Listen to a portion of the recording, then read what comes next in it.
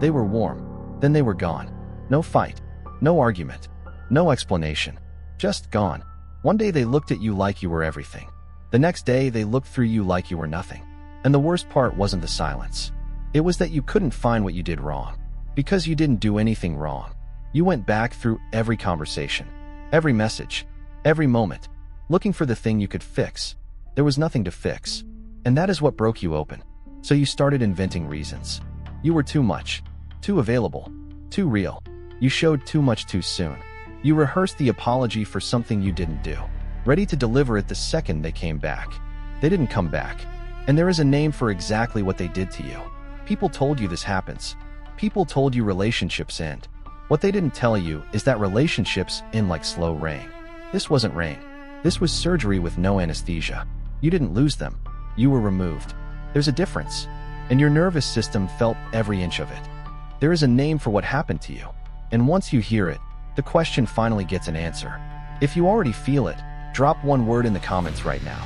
Here is what nobody tells you about the way they left. They planned it before you knew it was happening. Not the way someone plans a betrayal. The way someone plans an escape from something that started to feel like too much reality. They weren't cruel by nature. They were terrified of something you represented. And that terror collapsed into cruelty. You got close. That's what triggered it. Not a fight. Not a failure. The closeness. The realness. The moment this stopped being potential and started being actual. Something in them reads that as danger. Not danger from you.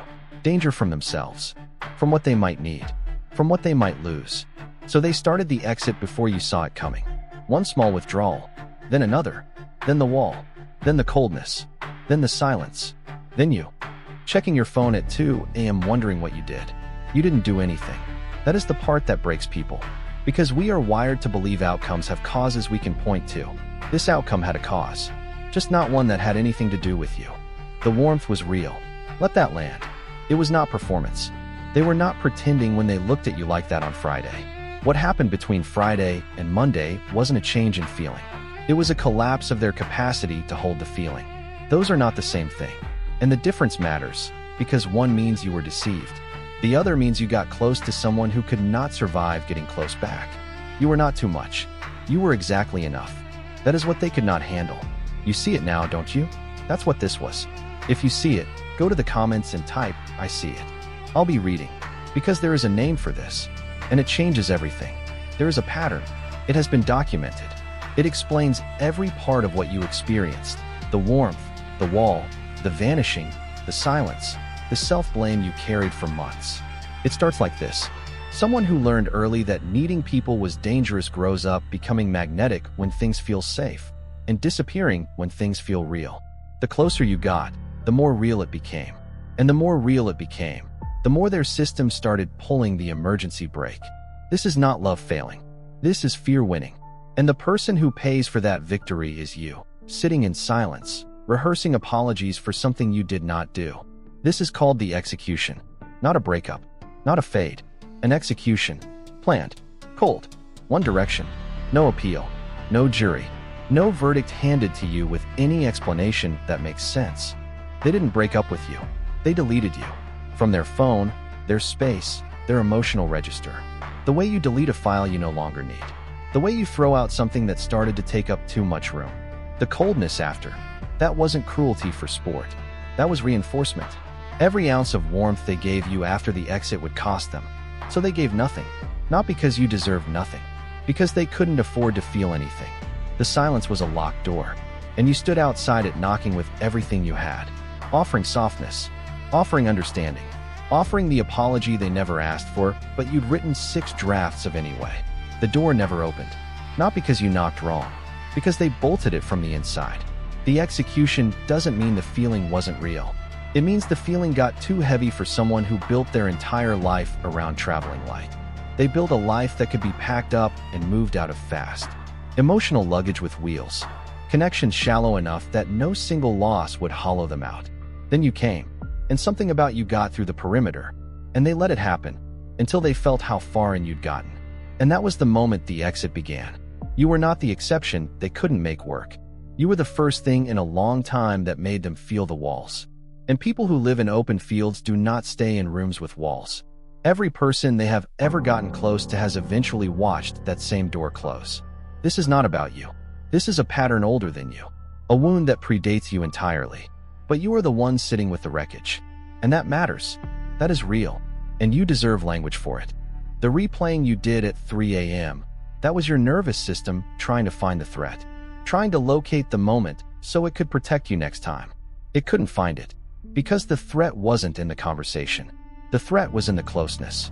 Your body knew something was wrong before your mind could name it. That low-level dread in the week before the wall went up, you felt it. You dismissed it. You told yourself you were overthinking. You weren't overthinking. You were reading a room that was changing, and you were reaching for language that didn't exist yet. There is language now. What happened to you in the days after the exit? That was a rupture, not a breakup. A rupture. The way a sudden pressure drop ruptures the calibration of a system built for a different altitude. You were calibrated to them. They changed the altitude without warning. You are not weak for needing time to recalibrate. You are not broken for the replaying. You are not pathetic for still reading their last message at 11 p.m. 3 weeks later. You are a system recovering from a pressure drop you never saw coming. The recovery takes longer than people think it should, because this isn't grief for a person. It is grief for the reality you were living in, a reality that turned out to be partly contingent on their presence in it. That reality was real, even if their capacity to sustain it wasn't. Your grief is not delusion. It is not weakness. It is the price of having been genuinely present with someone who could not stay present back. And here is what changes when you have a name for it. When you know what happened, the self-blame loses its grip. Because the execution was not about your failure. It was about their limit. And their limit is not your ceiling. You are not what they couldn't handle. You are what they couldn't afford. Those are not the same thing. And the rest of your life gets to be lived in the space between those two sentences. The question, was any of it real, finally has an answer. It was real. The warmth was real. What wasn't real was their capacity to stay in it. That is a small and devastating distinction that changes everything. You did not imagine it. You did not create it. You experienced something genuine with someone who could not follow it all the way through. And what ended it was not you. It was the ceiling of what they could hold. You are not someone who is too much. You are someone who needs someone who can hold what you bring. That person exists. The one who just left was not it. Not because of you. Because of them. One Friday, someone looked at you like you were the answer. And then they left before the question was finished. Now you have the answer they didn't know how to carry. You don't need them to carry it for you anymore.